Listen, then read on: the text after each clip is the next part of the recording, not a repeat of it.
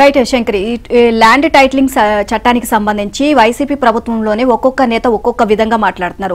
ఒక మంత్రి అయితే ఈ చట్టాన్ని తీసుకురాలేదు, అసలు అమలు కాదు అని అంటారు. ఇంకొక మంత్రి ఏమో ఈ చట్టం తీసుకొచ్చింది మేము కాదు కేంద్రం అని చెప్తుంది. ఇంకొక మంత్రి జగన్ ఈ చట్టం తీసుకొచ్చారు, ఎట్టి పరిస్థితుల్లోనూ ఇది అమలు అవ్వాల్సిందే అని చెప్పడంతో సొంత పార్టీ నేతలే ఈ విధంగా తలొక మాట మాట్లాడడంతో సో ప్రజలందరూ కూడా భయభ్రాంతులకు గురవుతున్నారు. మా ల్యాండ్స్ పైన కన్నేశారు, దోచుకోవడానికి వైసీపీ ప్రభుత్వం ప్రయత్నాలు చేస్తుంది అని చెప్పడంతో సో ఇప్పుడు ఐపాక్ టీంలో అయితే కలవరం అయితే మొదలైంది. ఎందుకంటే ఎలక్షన్ టైంలో ఈ విధంగా రావడం వల్ల ఇక్కడ ఎన్నికలకు సంబంధించి ఎక్కడ దెబ్బ పడుతుందో అని చెప్పేసి జగన్ సో అందరికీ కూడా ఈ విధంగానే చెప్పారు. సో ముందు ప్రజల్లోకి వెళ్లి ఈ ల్యాండ్ టైటిలింగ్ చట్టాన్ని మేము అసలు అమలు చేయట్లేదు, తీసుకురాలేదు అని చెప్పి ఈ 10 రోజులు ఏదో ఒక విధంగా ప్రజల్ని ఏమార్చండి అని చెప్పేసి ఆయన చెప్పడం జరిగింది. ఎట్టి పరిస్థితుల్లోనే ఎంత ఖర్చు అయినా సరే ఈ ఎన్నికల్లో మనం గెలిచి తీరాలి అని చెప్పేసి కింది స్థాయి నేతలకు అలాగే ముఖ్యులకు అందరికీ చెప్పడం జరుగుతుంది. రైట్, దానికి సంబంధించి చూస్తే ఏం చేసైనా ఎంత ఖర్చైనా సరే ఎన్నికల్లో గెలవాల్సిందేనని వైసీపీ ముఖ్య నేతలకు ముఖ్యమంత్రి జగన్మోహన్ రెడ్డి స్పష్టమైన ఆదేశాలు ఇచ్చారు. పార్టీ విజయ అవకాశాలపై ఐపాక్ బృందం ఇస్తున్న సర్వే నివేదికలు ఆయన్ను స్థిమితంగా ఉంచడం లేదని, ఆ వివరాలు చదివి నిఘా విభాగం సమాచారం తెలుసుకుని ఉక్కిరిబిక్కిరి అవుతున్నారని అధికార పార్టీ వర్గాలు చెబుతున్నాయి.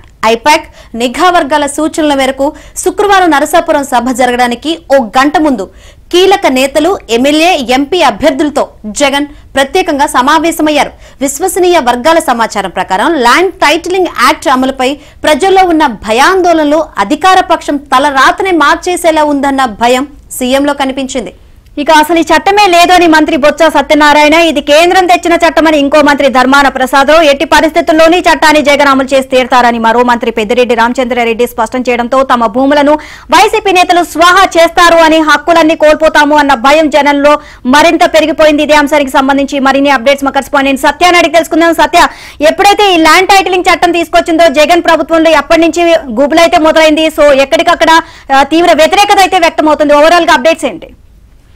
ల్యాండ్ టైటిలింగ్ యాక్ట్ వైసీపీ ప్రభుత్వానికి శరాఘాతంగా తగలబోతోంది. ముఖ్యంగా ఆ పార్టీ తిరిగి అధికారంలోకి రాకుండా అడ్డుకునే అస్త్రంగా ప్రతిపక్షాల చేతిలో ఈ ల్యాండ్ టైటిలింగ్ యాక్ట్ మారిందనే ఆందోళన వారిలో వ్యక్తం అవుతోంది. దీంతో ఆ పార్టీకి ముచ్చెమటలు పడుతున్నాయి. ఓవైపు ఈ విషయం రాష్ట్ర వ్యాప్తంగా చర్చనీయాంశం అవుతుండగా, మరోవైపు ఆ మంత్రులు ధర్మాన కావచ్చు, పెద్దిరెడ్డి రామచంద్రారెడ్డి కావచ్చు, బొత్స సత్యనారాయణ కావచ్చు, ముగ్గురు 3 విభిన్నమైనటువంటి వాదనలు వినిపించడం మరింత గందరగోళంలో నెట్టేసింది. దీంతో నరసాపురం సభకు ముందు పార్టీ ముఖ్య నేతలతో, ఎంపీ అభ్యర్థులతో జగన్మోహన్ రెడ్డి సమావేశమయ్యారు. ఈ సమావేశంలో ముఖ్యంగా 50 స్థానాలు ఏవైతే అటు ఇటుగా ఉన్నాయో 50 స్థానాలు ఖచ్చితంగా గెలిచి తీరాలి, అక్కడ ఎంత డబ్బైనా ఖర్చు పెట్టిందని కూడా ఆయన ఆదేశించినట్టుగా తెలుసు. ఇదే సమయంలో ల్యాండ్ టైటిలింగ్ యాక్ట్ విషయంలో ప్రజల్లోకి వెళ్తున్నటువంటి సంకేతాలు పార్టీకి చాలా ఇబ్బందిగా మారాయి. కాబట్టి ల్యాండ్ టైటిలింగ్ యాక్ట్ వల్ల ఎటువంటి ఇబ్బంది లేదు అనే విషయాన్ని ప్రజలకు వివరించాల్సిన బాధ్యత మీపైనే ఉందంటూ కూడా నాయకుల మేరకు దాన్ని నెట్టేశారు.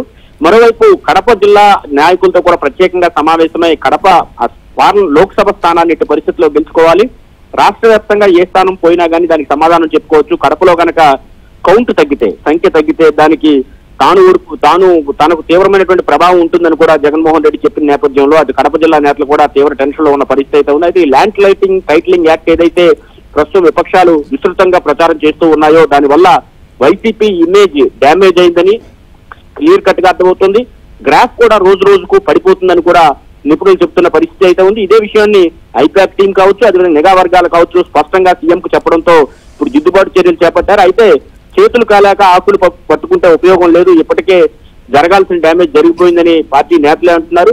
ఇటువంటివి వచ్చినప్పుడు ఇమీడియట్ గా దానికి రెస్పాండ్ కాకపోతే ఇటువంటి ప్రమాదం ఉంటుందని ముందు నుంచి చెబుతున్నప్పుడు కూడా అధినేత ఒంటెత్తుకోకపోవడం వల్ల ఈ పరిస్థితి వచ్చిందని కూడా వారు ఆందోళన చెందుతున్నారు.